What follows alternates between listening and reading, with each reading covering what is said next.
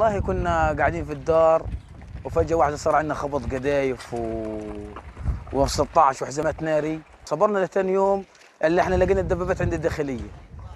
وانت يعني عارف يعني الحياة عندنا مأساة كثير، والله فلسطين غالية وبدها تضحية كثير.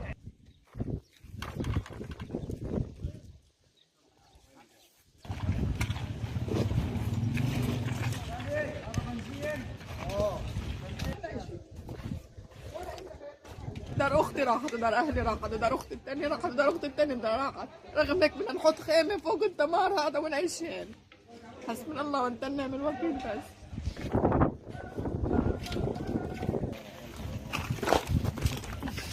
ايه الذنب الشعب الفلسطيني يصير في زي هيك؟ وين العرب؟ وين المسلمين؟ فيش اسلام؟ وين بالضبط؟ لما احنا دورنا نرجع نلاقي دورنا ولا حاجه، ولا نلاقي اواعي نلبسهم الا 3 اسابيع في نفس الاواعي بالضبط. هم من وين نجيب؟ ولا مال ولا بيت ولا شيء. بتبسهاش قصدي.